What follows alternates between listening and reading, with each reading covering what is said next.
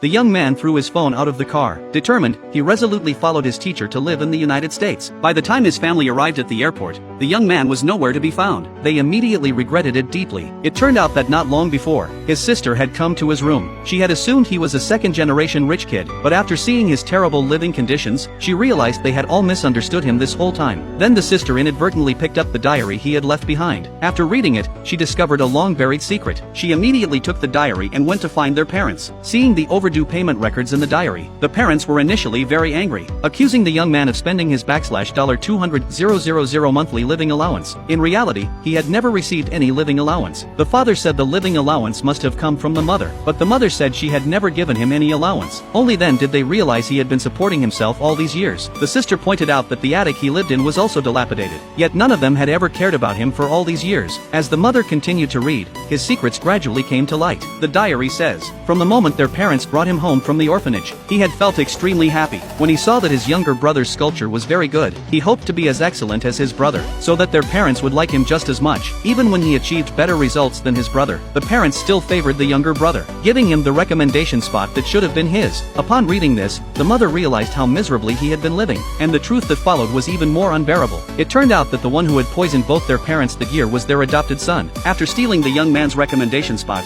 the adopted son wasn't willing to let him go, so he spiked the chicken soup with a laxative, and had the housekeeper serve it to the young man. Unexpectedly, through a twist of fate, the parents ended up drinking the chicken soup. The adopted son did not stop them in time, but instead continued to drug the young man's water glass. This time, the young man saw him. He confronted the adopted son about what he had put in the glass. The adopted son calmly put down the glass, scolding the young man for coming home, even cursing that he should die. The adopted son is jealous of the young man's recommendation to the Harvard Art School. Saying that, he attempted to hit the young man, but the young man dodged just in time. The adopted son fell to the ground. Seeing this, the father mistakenly thought the young man was bullying the adopted son. He pushed the young man away roughly. The mother rushed over, but her poisoning symptoms flared up and she collapsed. Even the father began clutching his chest in pain, angrily demanding to know what had happened. The adopted son immediately claimed the young man had poisoned them, and that the young man had broken his hand. Hearing this, the young man hurriedly explained that the adopted son was the one who had poisoned them, but the biased father still forced the young man to go to jail in place of the adopted son, causing him to suffer an unjust 8-year prison sentence. At this point, the mother could no longer hold back her tears, simply because they had never regarded him as family. The young man would never feel love in that home. At this moment, his girlfriend forcefully shook the adopted son's hand away.